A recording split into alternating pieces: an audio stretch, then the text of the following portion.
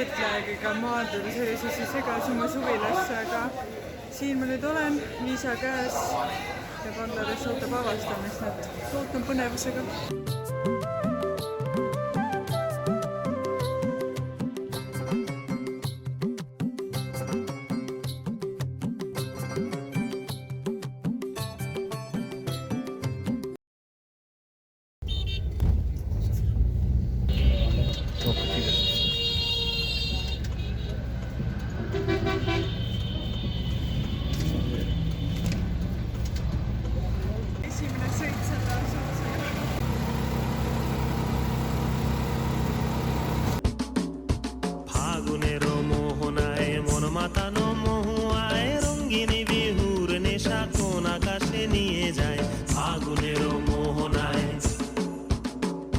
Sattusin siia laadale, ei olegi nii hull, kui ma arvasin.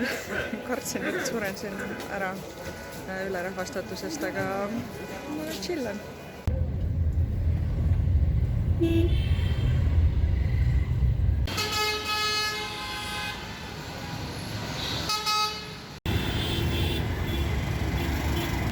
Bussi peale saada, aga see on Mission Impossible.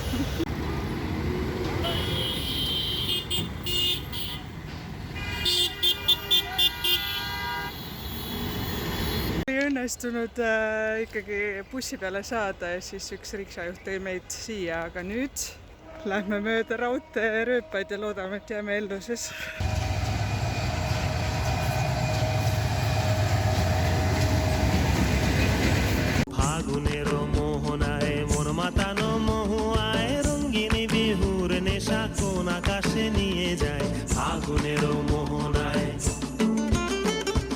Nii, see Bangladeshi reis läheb järjest tõelisemaks, sest et me oleme nüüd maapiirkonnas ja olen saamas seda kogemust, kui tahetakse raha saada kõik haiged, vigased ja vaesed.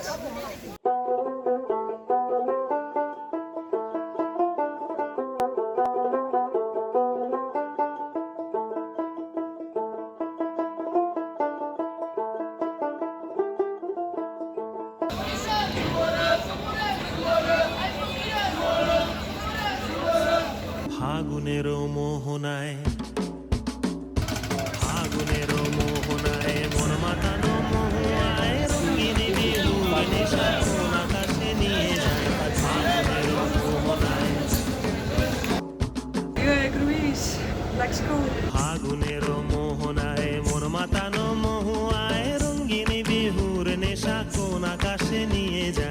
Olgu siis öeldud, et me oleme lukskajutis, sest et see on nii fancy ja ma arvan, et ma seal tavalises kajutis vist ei suudaks olla kuskil põrandal maas oma kottidega. Mõtle, Rikas on hea olla, saab lubada endale lukskajutit. Luksuskajutis on WC ja isegi näete pesemisvõimalus on olemas.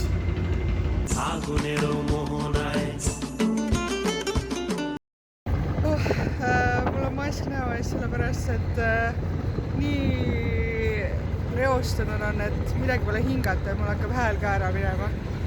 Aga vaated on sellest ilusad. Siin sudus sari on ikka päris karm, sellepärast et on hädatäis ära läinud, kuna õhureostus ja mina kogu pärit riigist inimene, ma ikka vaevlen praegu täiega.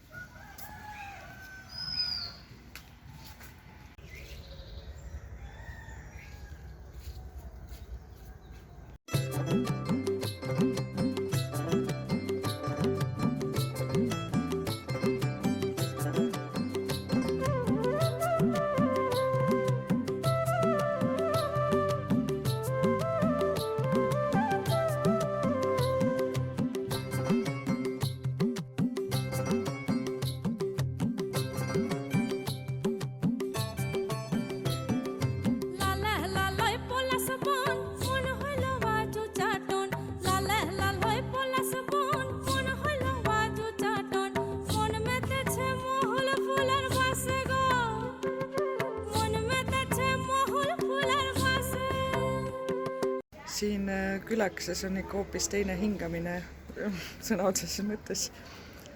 On õhku, on külalislahked inimesed ja ma tunnen nii tänulikuna, et ma siin sõna olen.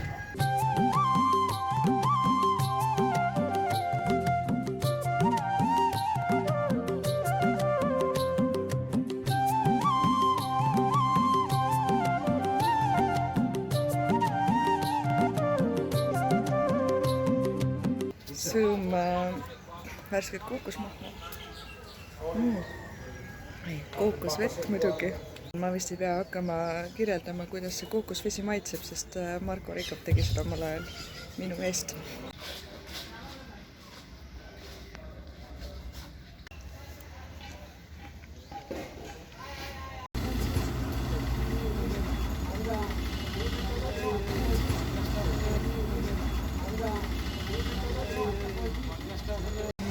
Istun bussiootepaviljonis, ees ootab 5 tundi bussisõitu, nii et ja see ei ole kõikide mugavustega buss.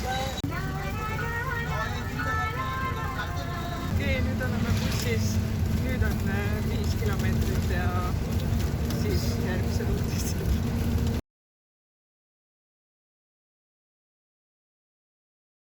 Nii väike reportaaž. 2 tundi sõidetud.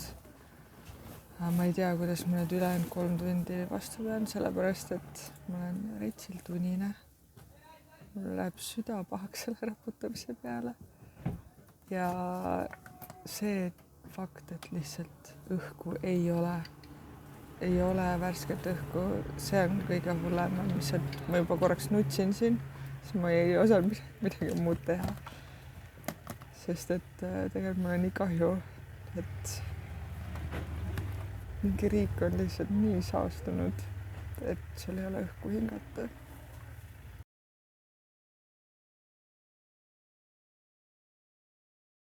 Aga sõit läheb veel edasi, siis ma vatsisime ummikus tükk aega.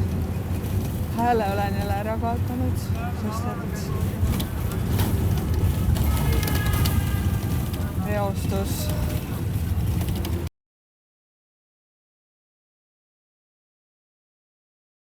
Üldiselt pesemiseks piisabki, pangedes sooja vett ja kann.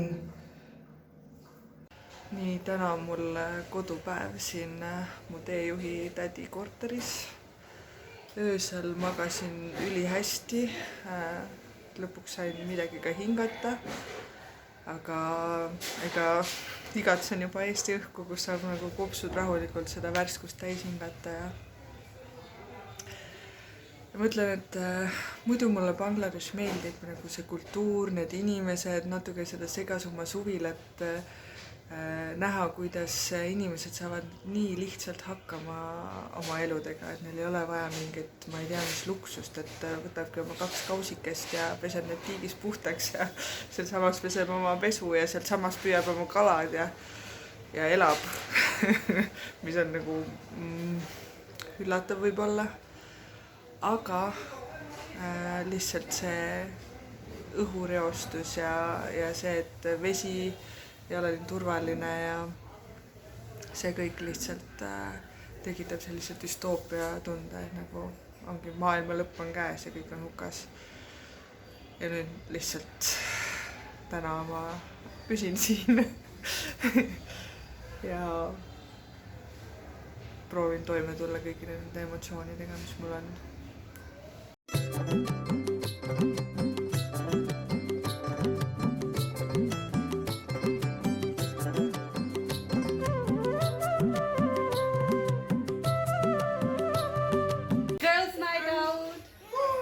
Nii, käisime tüdrukutega linna peal ja nüüd olen tagasi ja nii palju ägedaid asju oli. Ma ei saanud kaamerat välja võtta, aga lihtsalt nii äge tunne oli kohalikega olla seal liikluskeerises ja sõita mingitel kitsastel kõrvaltänavatel autorikšaga ja näha, kus nad oma aega veedavad ja ajada juttu ja ühesõnaga. Ma olen väga tänulik, et ma sellise kogemuse sain, sest et mitte igal reisil ei saa seda autentset kohalike inimestega koos olemise mõnu, nii et aitäh!